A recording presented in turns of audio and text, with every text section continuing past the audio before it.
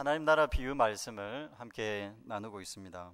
오늘 15장에 세 가지 비유가 나오는데요. 여러분이 잘 아는, 많이 들어봤던 말씀입니다. 첫 번째는 100마리 양이 있었는데 한 마리 양을 잃어버렸습니다. 그랬을 때 이 한 마리 양을 찾으러 가지 않겠느냐 하는 한 마리 잃어버린 양 비유고요. 두 번째는 드라크마 비유입니다. 10드라크마가 있었습니다. 그런데 한 드라크마를 잃어버렸어요. 동전 화폐 중에 하나인데요. 하나를 잃어버렸는데 그 잃어버리면 그 한 드라크마를 찾지 않겠느냐. 한 드라크마 잃어버린 한 드라크마 비유고요. 그 세 번째 비유는 두 아들이 있었습니다. 그런데 그 중에 둘째 아들이 아버지를 배신하고 집을 나갔습니다.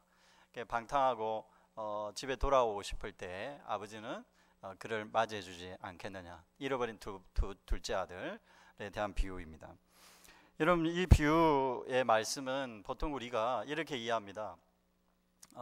죄인인 한 사람이 회개하고 돌아오면 하나님이 기뻐하신다. 이제 이런 식으로 우리가 이해를 합니다. 물론 이러한 이해가 완전히 틀렸다고 말을 할 수 없습니다. 그러나 우리가 이 비유를 읽을 때에 놓치지 말아야 되는 아주 중요한 부분이 하나 있습니다. 그 말씀을 중심으로 우리가 잃어버린 것이 무엇인가 하는 주제로 말씀을 함께 나누겠습니다. 우리가 잃어버린 게 무엇일까요? 그건 함께 즐거워하는 것입니다. 여러분, 6절 말씀을 한번 보십시오. 6절에 잃어버린 한 양을 찾고 나서 이 찾은 주인이 말을 이렇게 합니다. 집에 와서 그 벗과 이웃을 불러 모으고 말하되, 뭐라고 얘기한다고요? 나와 함께 즐기자, 나와 함께 기뻐하자, 나와 함께 더불어 축하하자 하는 그런 얘기를 하고 있습니다. 그리고 드라크마 비유에도 똑같은 말이 나옵니다. 9절을 한번 보십시오. 또 찾아낸즉 벗과 이웃을 불러 모으고 말하되 나와 함께 어떻게 하자고요? 즐기자, 이런 얘기가 나옵니다. 그리고 이제 세 번째 비유에서는 똑같은 말이 반복되지는 않습니다만은 32절 제일 마지막 절을 한번 보십시오. 비슷한 내용이 나옵니다. 이 내 동생은 죽었다가 살아났으며 내가 잃었다가 얻었기로 우리가 어떻게 하는 게 마땅하다고요? 즐거워하고 기뻐하는 것이 마땅하다라는 말씀, 이 반복적으로 나오고 있습니다. 잃어버리고 다시 찾는 이야기 마지막에 뭐가 강조되어 있다고요? 함께 즐기는, 함께 더불어 즐기는 이야기가 반복해서 나오는 것으로 봤을 때 이 비유의 말씀에서 강조하는 부분이라고 할 수 있습니다. 우리가 성경을 읽을 때 우리의 생각을 너무 주입해서 읽으면 안 됩니다. 그건 무슨 말이냐면 성경이 강조하고자 하는 포인트가 있어요. 성경을 읽을 때 그걸 어떻게 알아차릴 수 있느냐? 반복해서 나오면 그 부분은 무조건 강조하는 겁니다. 그래서 여러분, 반복하는 그 지점을 묵상을 깊이 하셔야 됩니다. 잃어버리고 다시 얻는 그 과정이 반복해서 나옵니다. 그리고 함께 즐기자 하는 문구도 반복해서 나옵니다. 그래서 이 두 문구를 중심으로 이 비유의 말씀을 깊이 묵상하면 이 비유가 뭐에 대해서 얘기하는지를 우리가 잘 알 수 있다고 말을 할 수가 있습니다. 여러분, 이 비유 앞에 잠시 한번 앞으로 돌아보겠습니다. 이 비유 앞에 14장의 비유들은 무엇에 대한 비유였습니까? 15장은 잃어버린 것에 대한 비유라면 14장은 뭐에 대한 비유였습니까? 잔치에 대한 비유였습니다. 그러니까 이것도 사실은 즐거워하는 거였죠. 함께 즐거워하는 잔치 비유입니다. 물론 잔치 비유와 잃어버리고 다시 찾아서 즐기는 비유는 약간 뉘앙스는 다르지만 아마도 이 비유를 수집해서 배치를 할 때 이 누가가 의도를 좀 가지고 있었던 것 같습니다. 하나님 나라에 대해서 설명을 해야 될 것 같은데 예수님께서 말씀하셨던 그 비유들을 자기가 생각을 해보니까, 묵상을 해보니까 서로 통하는 지점이 있었던 거예요. 특히 함께 즐거워하는 잔치 이미지. 그러니까 누구나 다 들어올 수 있다라는 잔치 이미지 있잖아요. 그러니까 들어오는 것은 다 개방되어 있죠. 그리고 잃어버렸다가 찾는 이 회복의 과정에서 잔치가 뒤에 덧붙여지는 것을 볼 수 있습니다. 잔치, 그죠? 근데 앞에 나왔던 잔치와 15장에 나왔던 잔치는 느낌이 약간 다릅니다. 그것을 나중에 조금 설명을 드리겠습니다만, 우리가 소유하고 있는 것을 잃어버리는 이야기. 14장에서는 예수님의 제자가 되려면 너희들이 가지고 있는 모든 소유물을 내어놔야 한다. 이 소유물을 하나님께 드리지 않고는, 포기하지 않고는, 더 구체적으로 말하자면 하나님의 주권을 인정하지 않고는 예수의 제자가 될 수 없기 때문에 너의 소유, 너의 관계, 네가 지금까지 소중하다고 생각했던 모든 것들을 버리고 나를 쫓아라. 그렇지 않으면 나의 제자가 될 수 없다라는 말씀을 15장 들어가기 전에 하고 있습니다. 그러면 이 소유물과 관련해서 우리가 하나님 나라를 묵상할 필요가 있습니다. 하나님 나라는 뭔가를 소유하는 것인데 그 소유하는 소유물이 뭔가가 중요합니다. 여러분에게 하나님 나라가 없다면 그 소유물이 여러분을 괴롭히는 겁니다. 하나님 나라를 우리가 경험하지 못한다고 하는 것은 결국은 내가 가지고 있는 그 소유물이 우리를 괴롭히는 거예요. 여러분 생각해 보십시오. 자녀가 여러분들을 말썽을 피우잖아요. 그러면 가정에 하나님 나라가 임하지 않은 것일 수 있겠죠. 내 자녀라고 생각하고 내 소유물이라고 생각하고 자녀들을 대하게 되면 가정에 천국이 임하기가 힘듭니다. 그래서 자녀들이 하나님의 나라 또는 하나님의 선물이고 또 하나님의 소유라는 그 고백으로 가정교육을 할 필요가 있습니다. 내 욕심에 의해서, 내 소유니까 내 욕심에 의해서 자녀들을 마음대로 할 수 있다고 생각하는 것은 하나님 나라 가치에 맞지 않습니다. 그리고 여러분의 재산도 마찬가지입니다. 내가 노동을 해서 벌었기 때문에 이것이 내 것이라고 생각하면 나의 소유물이 되기 때문에 걸림돌이 됩니다. 예수의 제자가 되기에.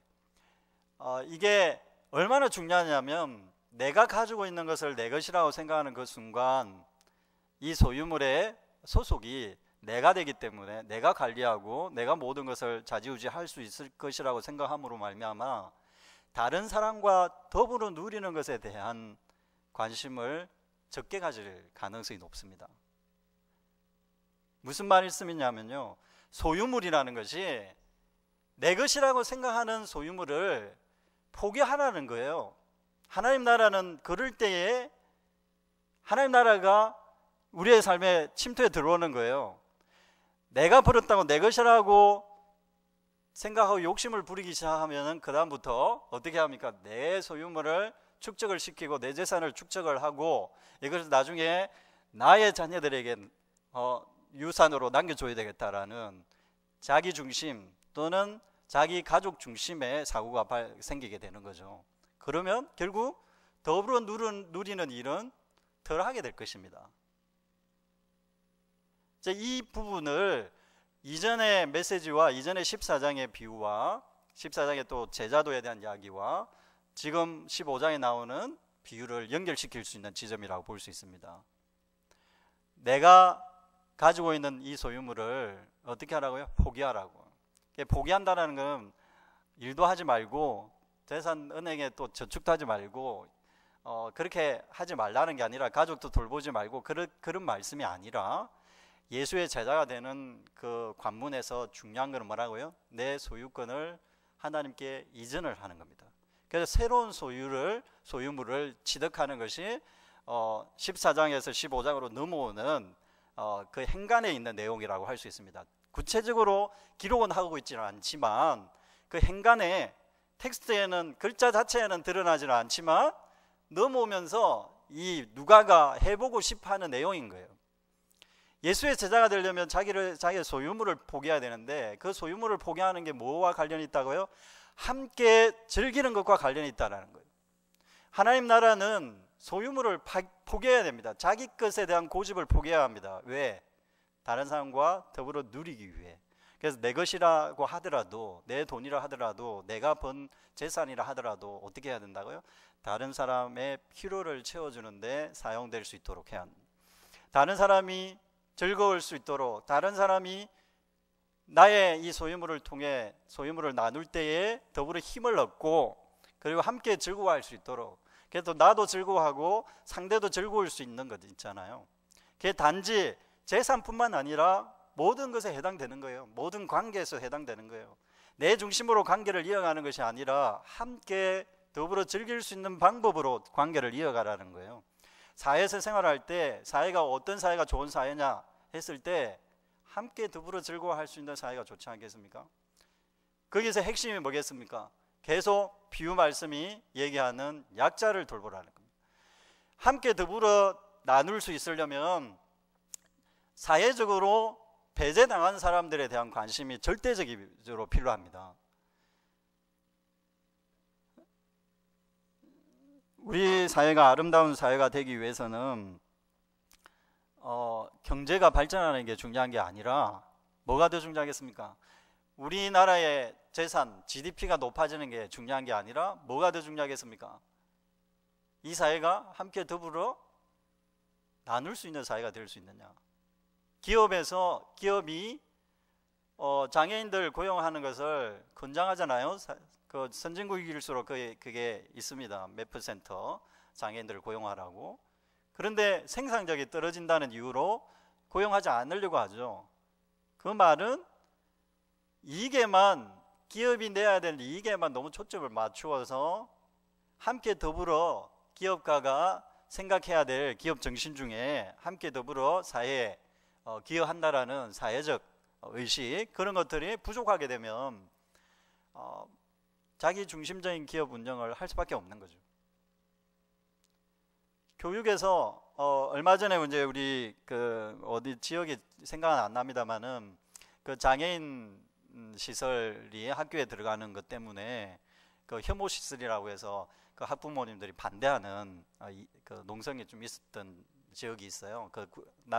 학교가 있었는데 이런 것만 봐도 지적 장애인들이 어떤 학교의 어떤 공간을 활용해서 시설을 활용해서 그 복지 사역을 하려고 하는 그런 그림을 제안을 했는데 그 학교가 반대를 하는 거예요. 그리고 그 학부모님들이 반대를 한 거예요. 적극적으로. 구체적으로 얘기하면 학부모님들이 반대를 한 거예요. 그럼 그 의식 중에는 뭐가 결여되어 있는 거죠? 교육이라는 것이 수월적인 교육, 그러니까 성적만 잘 나오면 된다는 거예요. 지적 장애인 시설이 들어오기 시작하면 뭔가 쓸데없이 다른 데에 집중하게 되는 일이 발생할 수 있겠죠. 자원봉사도 해야 되고 학교가.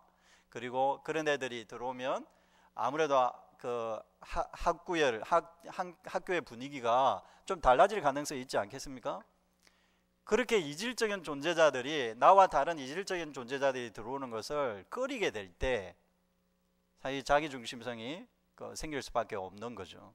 하나님 나라는 이질적인 것이 전혀 없이 동질적인 사람들만 살아가는 그런 나라가 아니라 낯선 사람들, 나와는 다른 낯선 사람들, 나와는 모습이 다른 사람들, 그리고 특히 사회적으로 소외 당하는 사람들을 보호하고 그들에게 기쁨을 주고 그들이 함께 살아가는 것에 대해서 넉넉한 마음을 가질 수 있도록 하는 그런 사회, 그런 교육이 정말 아름다운 교육이라고 할 수 있고 바른 교육이라고 할 수가 있을 것입니다.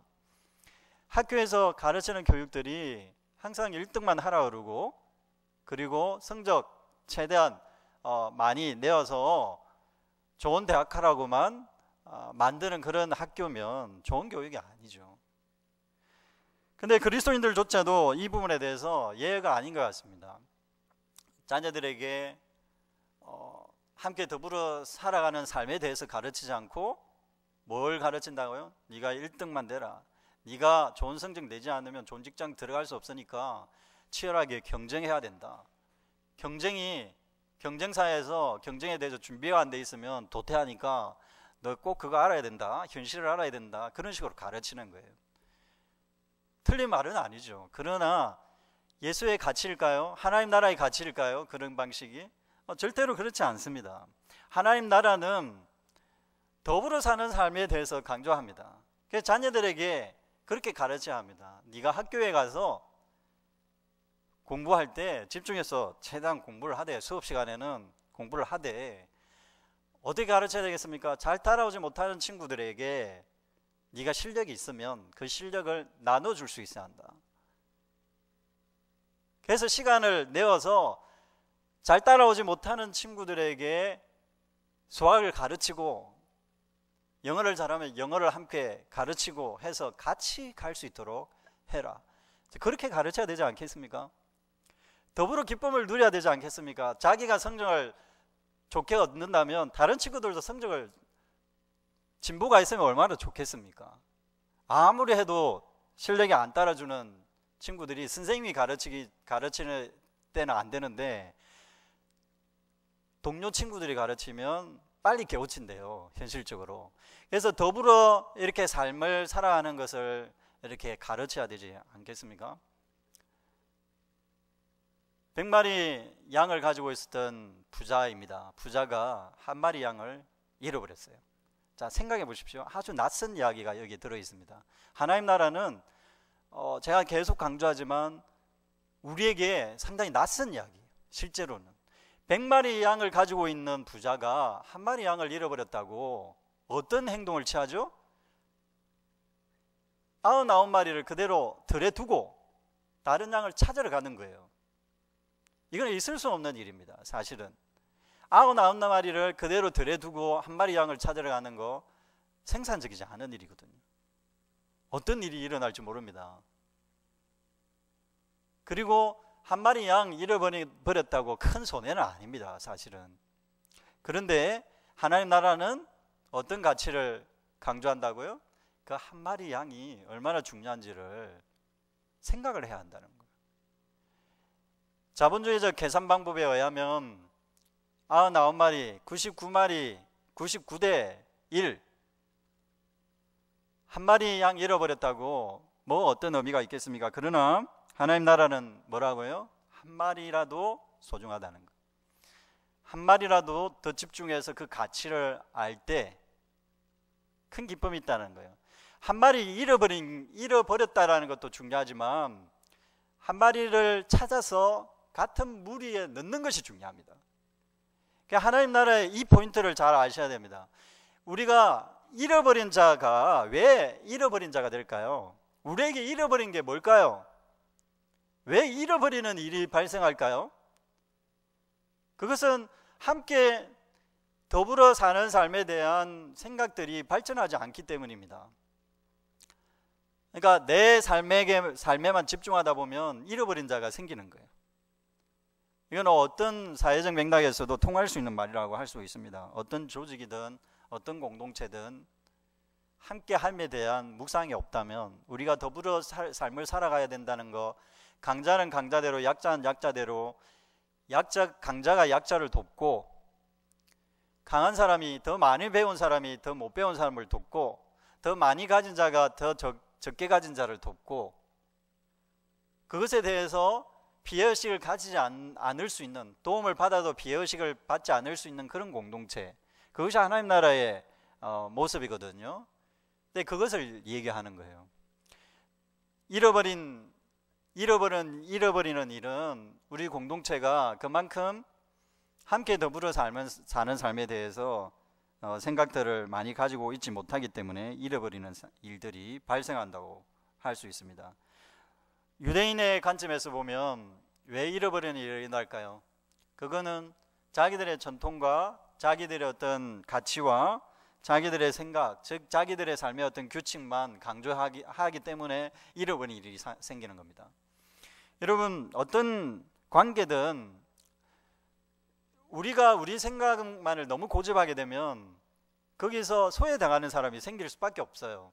그래서 우리의 생각들을 낮추어서 성육신하는 자세로 사람들에게 또는 어떤 사안에 대해서 접근할 필요가 있습니다. 내가 고상한 도덕적 기준을 가지고 있기 때문에 내가 경건한 사람이 되는 게 절대로 아닙니다.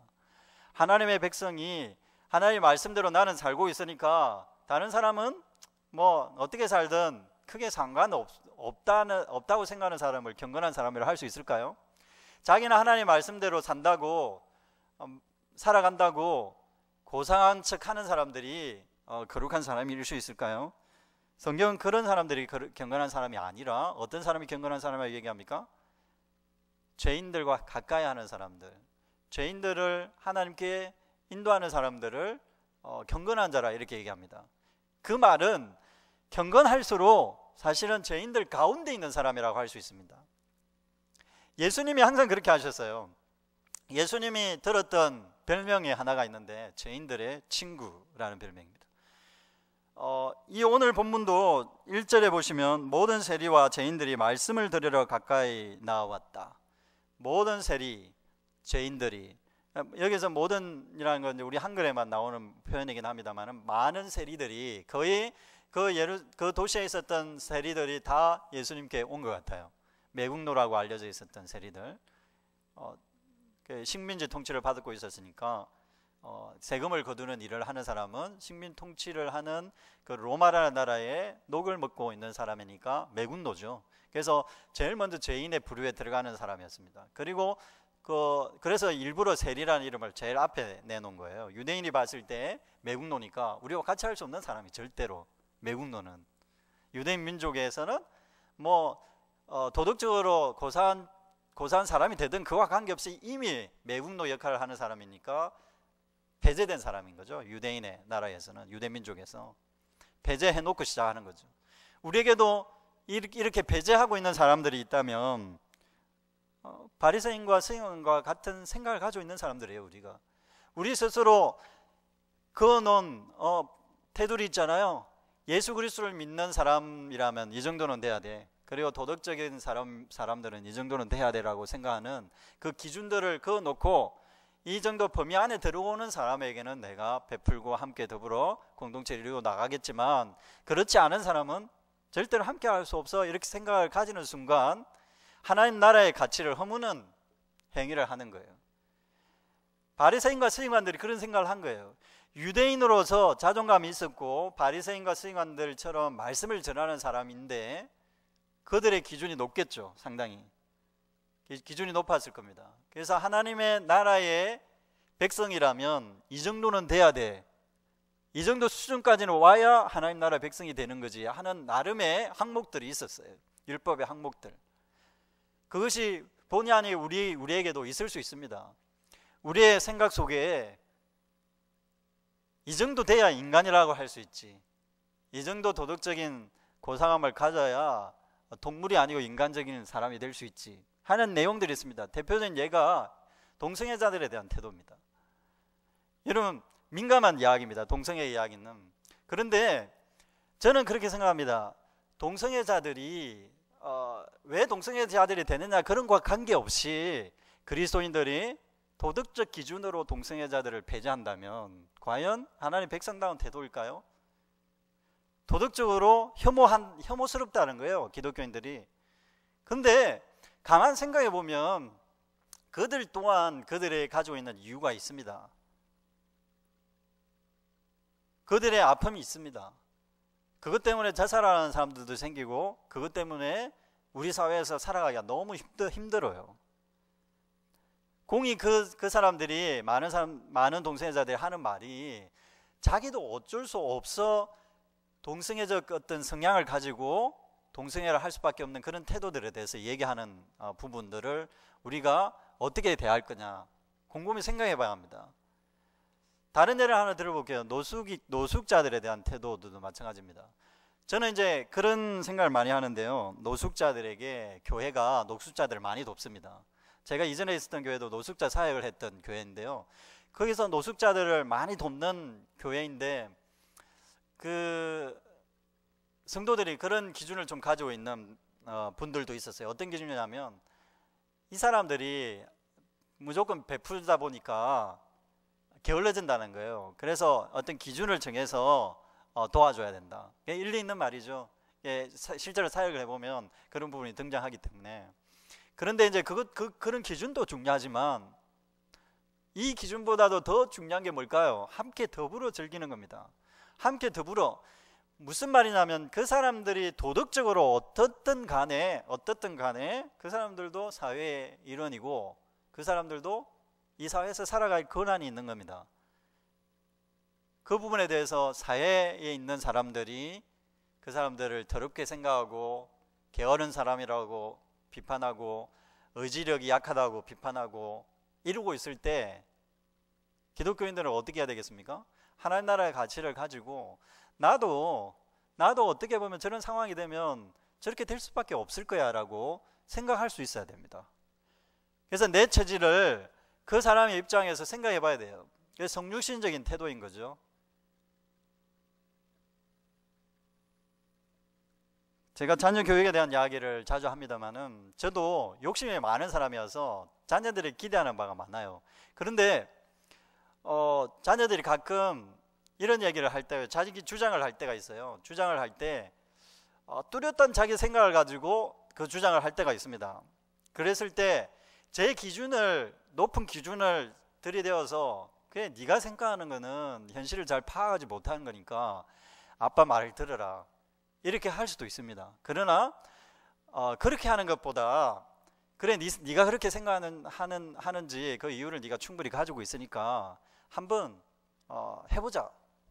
그래, 아빠가 지지를 해줄 테니까 한번 해보자. 그렇게 해서 현재도 그 애가 기뻐하고, 그러니까 아빠가 인정해 주니까 기뻐할 수 있을 거 아니에요. 그리고 그때 이제 자기가 행하는 일들에 대해서 아빠가 지켜봐 주면서 적극적으로 지지를 해주면 용기를 얻어서 자기가 하고 싶은 걸 계속 할 수 있을 겁니다. 이제 그런 차원에서 가족 공동체는 자녀들의 삶을 보호해줘야 합니다. 자녀들에게 폭력과 억압을 행하면 안 되고, 자녀들이 가지고 있는 생각들을 일으켜 세워서 아빠가 신뢰하는 자로서, 부모가 지지자로서, 그 누구도 지지해주지 않지만, 알아봐 주지도 않지만 부모만큼은 인정을 해줘야 그것이 하나님 나라가 될 수 있지 않겠습니까? 그러니까 하나님 나라의 가치라는 것이 그런 거예요. 더불어 기뻐해야 되는 거예요. 나도 기뻐하고 자기도 기뻐하고 함께 기뻐할 수 있는, 내 기준이 있지만, 일정한 기준이 있지만 그 기준을 절대화하지 않고, 아빠의 기준, 내가 가지고 있는 기준이 틀린 것도 아닙니다. 현실을 보면 내가 자녀들한테 요구할 수도 있는 게 있을 수 있지 않겠습니까? 부모로서. 그럼에도 불구하고 함께 기쁨을 찾는 게 훨씬 더 중요하다는 거예요. 지금 자녀들이 기뻐하지 않는다면 나중에 기뻐할 시간이 없습니다. 반드시 생각하셔야 됩니다. 지금 기뻐하지 않는데, 지금 고생하고 있는데 나중에 기쁠까요? 똑같습니다. 똑같이 그렇게 고생하면서 살게 돼요. 바쁘게 생활을 해야 돼요. 그래서 자녀들이 아빠, 나는 그렇게 바쁘게 생활하고 싶지 않아, 그렇게 할 때 그거 지지해 줘야 됩니다. 맞거든요. 그 말이 맞거든요. 나중에 어른이 되어서도 우리가 바쁘게 돌아가는 이 사회에서 채바퀴 돌아가듯이 돌아가는 그 사회를 너무 긍정하는 그런 방식으로 교육하면 그게 어떤 기쁨이 있겠습니까? 사회가 바뀌어야 되지 않겠습니까? 너무 바쁘게 생활하는 것을 너무 당연하게 생각하면 문제가 있는 거죠. 피해를 보는 사람들이 생길 수밖에 없어요. 바쁘게 돌아가는 사회에서는. 기업을 하는 분들이 있으면 잘 생각해 보십시오. 기업을 내가 운영할 때 우리 같이 함께 일하는 사람들이 기쁨을 누려야죠. 함께 일을 할 때 자기가 하는 일이 즐거워야죠. 월급 받으려고 고생한다, 이렇게 생각하면 안 됩니다. 최대한 자기가 기쁨으로 노력해서 우리 회사를 이렇게 세워야지.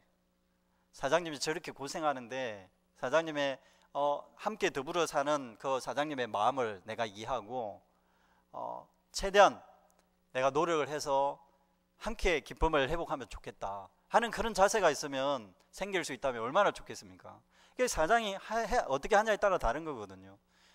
그리고 기업이 어떤 특정한 어떤 사회의 어떤 기준에 너무 못 미치는 경우가 많아요. 그리스도인 기업가들은 이런 부분에 대해서 생각하셔야 됩니다. 내가 기업하는 이 공간 안에서도 잃어버린 자가 있을 수 있다. 왜? 자기 주장 때문에, 자기가 밀어붙이는 그 기준 때문에 소외당하는 사람이 생긴다는 거예요. 함께 더불어 살려면 자기의 기준을 포기할 줄 알아야 합니다. 자기의 기준을 포기하고 기준을 갖지 말라는 게 아니라 누구의 기준을 가져와야 되겠습니까? 예수의 기준을 가져야 돼요. 예수는 죄인들의 친구였습니다. 기준이 하나님 나라의 하나님으로서 하나님만큼의 기준이 있는 분인데 기준이 없어서 그런 걸까요? 하나님의 기준이 그런 기준이 아니라는 것을 의미하는 거죠. 인간이 가지는 것처럼 높은 어떤 도달하기 힘든 기준을 하나님이 제시하는 것이 아니라, 예수님이 제시하는 것이 아니라 낮추어서 죄인들, 쓸모없는 사람들, 버린 사람들, 버려진 사람들의 기준까지 낮추어서 그 기준 없는 기준을 제시하시는 거예요. 예수님에게는 용납되지 않을 사람이 아무도 없습니다. 우리의 알량한 기준으로 예수의 기준을 평가하지 마십시오. 예수의 제자가 아닌 거예요. 항상 배반하면서 삶을 살아가고 있는 거예요, 우리가. 예수의 기준이 그렇게 돼서는 안 된다고 생각하는 자기 중심성, 이것으로는 절대로 예수의 제자가 될 수 없습니다. 하나님 나라를 경험할 수도 없습니다. 예수님이 한 마리 잃어버린 양, 이것을 찾으러 간다. 있을 수 없는 일을 하는 거죠. 효과적이지 않은, 경제적이지 않은 일을 하는 거죠. 가명을 하는 거예요. 잃어버린 자를 찾으십시오. 소외당하는 자에게 관심을 가지십시오. 잘하고 있는 사람에게는 잘하게 두면 됩니다. 못하는 사람을 이렇게 세워서 함께 가야죠. 제가 좋아하는 말씀에 그런 말씀이 있어요. 자기를 사랑해 주는 사람을 사랑하는 것은 누구나 잘할 수 있다. 그러나 자기를 미워하는 자를 사랑하는 것은 쉽지 않다. 예수님의 말씀이죠. 원수까지도 사랑하라. 자기를 미워하고 자기를 저주하고 자기를 죽이려고 하는 자를 사랑할 수 있는 것, 이것이 잃어버린 자를 이렇게 세우는 방식입니다. 이 가치관을 우리가 받아들여야 합니다. 추상적인 가치관 같지만 사실 매우 현실적인 가치관이고 우리가 현실 세계에서 고민해야 되는 가치관입니다. 우리의 삶에서 얼마든지 자주 일어나는 일이에요. 충돌이 일어나는 거죠. 항상 현실과 관련해서. 한 마리 양을 찾았습니다. 집에 와서 그 벗과 이웃과 더불어 불러 모으고 친구들을 불러 모으고 이웃들을 불러 모았습니다. 이상하지 않습니까? 뭐 한 마리 양 찾았다고 이렇게 부산 들 필요가 있겠습니까? 목적이 뭡니까? 함께 기뻐하기 위한 겁니다. 함께 기뻐하는 거예요. 그 가치가 얼마나 소중하느냐라는 것을 예수님이 얘기해 주는 거예요. 정말 함께 더불어 기뻐할 만한 아름다운 가치다라는 거예요. 한 마리 양, 보잘것없는 것에 관심을 가지고 그 보잘것없는 자들이 세워질 때, 회복될 때, 그리고 삶의 의미를 찾을 때, 그만큼 행복한 일이 없다, 그만큼 기뻐할 일이 없기 때문에 다 모아서 축하하라는 거예요. 다 함께 더불어 기뻐할 일이라는 거예요. 그 배후에는 함께 책임을 지라는 의미가 들어있는 겁니다. 함께 기뻐하려면 함께 책임을 져야 하는 겁니다.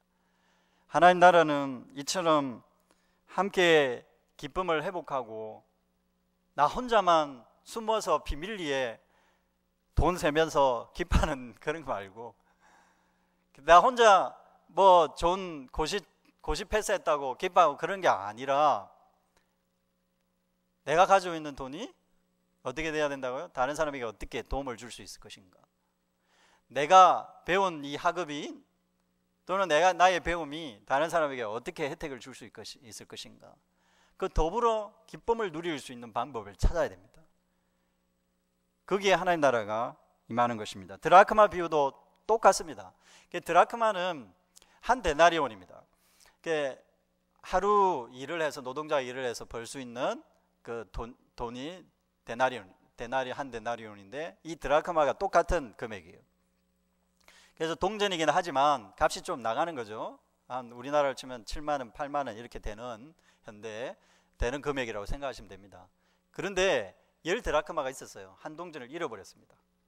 물론 소중하긴 하죠. 그러나 굳이 온 집을 치워서 가구까지 다 치우고 쓸고 이렇게 해서 그런 노동까지 할 만한 금액은 아닌 것 같아요. 9드라크마가 있으니까. 그런데 여기까지 또 좋아요. 그런데 그 다음 단계가 좀 의아합니다. 어떻게 합니까? 찾았어요. 찾아서 9절에 법과 이웃을 불러 모아서 또 축하합니다. 아니 그 정도는 아닌 것 같은데, 그 축가할 때 들어가는 돈이 더 많겠어요 사실은. 이게 핵심이에요. 하나님 나라에 축하할 수 있어야 합니다. 기쁨을 같이 나누라는 거예요. 돈 비용이 중요한 게 아니라 함께 그 돈의 가치가 함께 나눠질 수 있는가. 내 소유물이 아니라, 나의 소유물만이 아니라 다른 사람과 공유하는 소유물이 될 수 있을 것인가. 다른 사람에게 기쁨을 줄 수 있는 소유물이 될 수 있을 것인가.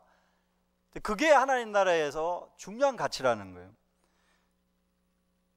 잃어버린 둘째 아들 비유도 마찬가지입니다. 이 비유는 다다음 주에 한 번 더 말씀을 나누겠습니다만은, 두 번째 아들이 집을 나갔어요. 그런데 집을 나갈 때 정말 배은망덕하게 나왔습니다. 이유는 뭐냐면 아버지가 살아계신데도 재산을 달라고 그랬습니다. 유대인 사이에서는 이게 있을 수 없는 거예요. 그 요구를 했을 때 사실은 아버지가 죽일 수도 있어요. 돌로 쳐서. 그 정도로 아버지의 권한이 막강한 시대였습니다. 예수님의 그 시대 때. 특히 유대인 사이에서는 아버지가 그 가족의 자존심이에요. 그 가문의 자존심이에요. 그래서 장자 권한이 왜 강조되느냐면, 장자에게는 재산의 3분의 2를 나눠주게 돼 있어요. 차자가 3분의 1을 가지게 되고요. 그 다음에 다른 아들들은 아들이 둘이면 3분의 1을 가지게 되고, 나머지 또 아들 더 있다면 3분의 1을 가지고 나눠 가져야 돼요. 그만큼 장자에게 막강한 권한을 준 거예요. 왜 그러냐면 그만큼 가족의 대를 잇는 게 중요하기 때문입니다. 우리나라 옛날 사회도 그랬지 않습니까? 유대 사회는 더 심했어요, 그게. 그래서 아버지의 권한은 왕보다도 큰 권한이었습니다. 여기 보면 그게 흔적이 드러나 있는데요.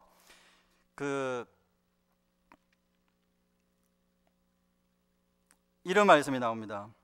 29절 말씀 한번 보십시오. 아버지께 대답하여 이르되 내가 여러의 아버지를 숨겨 명을 어김이 없었거늘. 이런 말이 나오죠. 첫째 아들이 했던 말입니다. 아버지의 명을 내가 어긴 적 없다.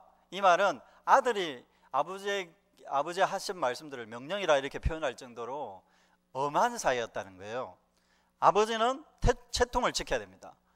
그리고 여기 잃어버린 아들 비유에서 나오는 이야기들은 사실 일반적인 유대인 사회의 아버지가 아닙니다. 모습이 절대로 그런 모습이 아닙니다. 위엄을 지켜야 되고 채통을 지켜야 되고 체면을 지켜야 되는 아버지의 상이 아니에요. 유대 사회에서는 아버지가 중심을 잃어버리면 모든 걸 잃어버린다고 생각했습니다. 그래서 기준을 확실하게 가지고 자기의 기준으로 밀어붙여야 되는 그런 사회고, 어떤 일이 있어도 구심점을 가지고 이렇게 저렇게 치우치지 말아야 되는 그런 아버지상을 가져야 되는 건데, 이 비유는 아버지가 너무 부드러워요. 엄마 같아요. 그래서 어머니 상처럼 이렇게 그리고 있어요. 복잡한 이야기가 여기 들어가 있지만 간단한 오늘 주제와 관련해서 중요한 부분은 뭐냐면, 이 아버지가 왜 이렇게 부드럽게 표현되어 있을까 하는 거예요.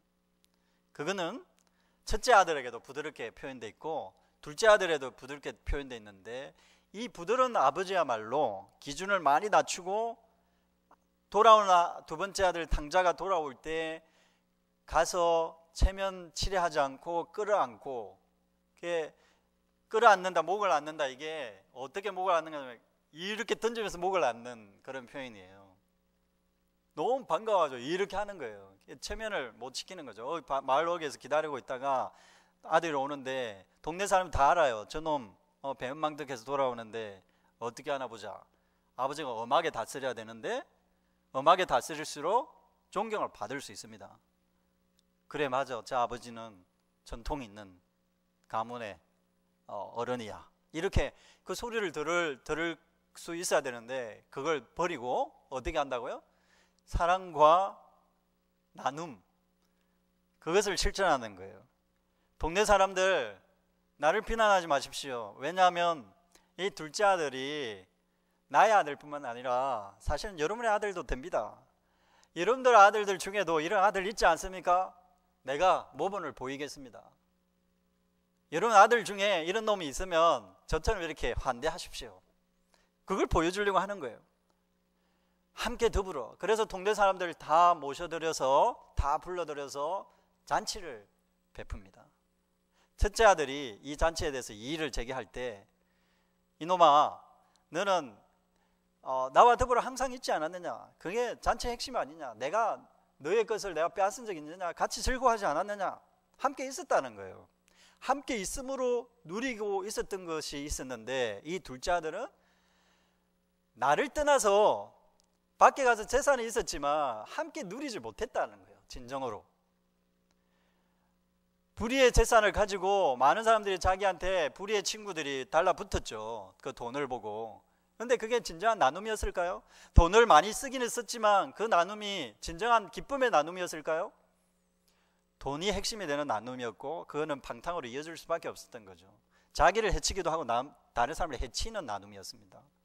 근데 하나님 나라는 반대로 다른 사람을 해치는 것이 아니라 그 사람을 세우고 그 사람에게 유익을 주고 그 사람에게 기쁨을 줄 뿐만 아니라 자기에게도 기쁨이 돌아오는 그런 방식의 나눔입니다. 우리가 잃어버린 게 무엇입니까? 함께 더불어 즐기는 것입니다. 함께 더불어 즐기는 것이야말로 하나님 나라의 중요한 주제입니다. 우리가 붙잡고 잃어버린 것을 되찾아야 될 중요한 주제입니다. 이것을 실천하기 위해서 예수님이 이 비유 말씀드려서 가르쳐주는 기준 아닌 기준이 하나 있습니다. 그게 뭐냐면 잃어버린 것을 찾으라는 것이죠. 잃어버린 것이 무엇인지를 찾으라는 거예요. 잃어버린 것에 대해서 관심이 없다면 찾는 회복의 과정도 사실 우리가 가지기가 쉽지 않을 것입니다. 잃어버린 것을 찾기 위해서 우리가 어떤 가치를 항상 떠올려야 하냐면 예수 그리스도의 성육신적 가치를 항상 떠올려야 됩니다. 예수의 기준은 계속 낮추어서 악인까지도 죄인까지도 용납하는 기준이었습니다. 그러므로 우리가 저놈은 죄인이야 할 만한 자격이 없습니다. 저놈은 내가 환대하기에는 너무 나갔어, 너무 지나쳐, 이렇게 할 만한 자격이 우리에게 없어요. 하나님 나라의 백성들은 예수 그리스도의 기준 없는 그 기준을 받아들이는 거예요. 누구나 용납할 수 있는 자세. 그 사람이 얼마나 방탕했다 하더라도, 둘째 아들처럼 그렇게 심각하게 방탕한 놈이라 하더라도 우리가 용납할 수 있는 자세를 갖춰야 합니다. 우리 사회에 그런 사람들이 많이 있습니다. 예수 그리스도를 믿는 자들이 앞서서 그런 사람들을 비난하면 안 됩니다. 절대로. 그들도 하나님 나라의 초대함을 받았고 여러분들이 배제당할 수도 있습니다. 하나님 나라는 누구나 들어올 수 있습니다. 누구나 들어올 수 있는 자리입니다. 그러므로 우리도 스스로 하나님 나라의 가치를 아는 사람이라면 우리의 기준을 낮추어서 기준 없는 기준으로 함께 즐거워할 수 있는 그 삶의 길을 생각해야 합니다. 함께 즐거워할 수 있는 이 가치야말로 하나님 나라의 중심적 가치라는 것을 꼭 기억하시면 좋겠습니다. 마지막으로 성경 구절 하나만 읽고 마치겠습니다. 로마서 15장 19절 한번 읽겠습니다. 로마서 15장 19절요. 여러분, 이 비유 말씀들은 사실은 유대인과 이방인에 관한 비교의 말씀입니다. 하나님께서 유대인들을 버리고 새로운 나라를 시작하실 때 이방인들이 이제 다 하나님 나라에 들어올 수 있다라는 그 문을 활짝 여는, 하나님 나라의 활짝 여는 이야기와 좀 관련이 있습니다. 그게 바울도 똑같은 말을 했는데요. 로마서 15장 19절 말씀에서 그런 이야기를 하고 있습니다. 읽어보겠습니다. 이방인들도 그 긍휼하심으로 말미암아 하나님께 영광을 돌리게 하려 하심이라. 기록된 바 그러므로 내가 열방 중에서 주께 감사하고 주의 이름을 찬송하리로다 함과 같으니라. 또 이르되 열방들아 주의 백성과 함께 즐거워하라 하였으며 또 모든 열방들아 주를 찬양하며 모든 백성들아 그를 찬송하라 하였으며. 하나님께 모든 열방들이 나와서 하나님께 찬양을 할 것입니다. 그런데 그 이전에 어떤 과정이 있다고요? 함께 즐거워하는 과정이 있다. 함께 즐거워하려면 우리가 기준을 낮추어서 이방인들이 들어올 수 있도록, 내가 배제했던 사람들이 들어올 수 있는 길을 열어야 합니다. 저놈은 안 돼, 저런 불륜은 안 돼, 이게 없어요. 모든 사람에게, 어떤 사람들에게든 하나님의 기쁨을 누릴 수 있는 자격이 있다라는 그런 기준이야말로 하나님 나라의 기준이고, 그 삶을 개발하는 것이야말로, 함께 더불어 기쁨을 누리는 그 삶을 개발하는 것이야말로 하나님 나라의 삶의 방식이라고 할 수 있습니다. 그럴 때 하나님은 우리를 통해 찬양을 받으실 것입니다. 기도하겠습니다. 하나님 아버지, 감사합니다.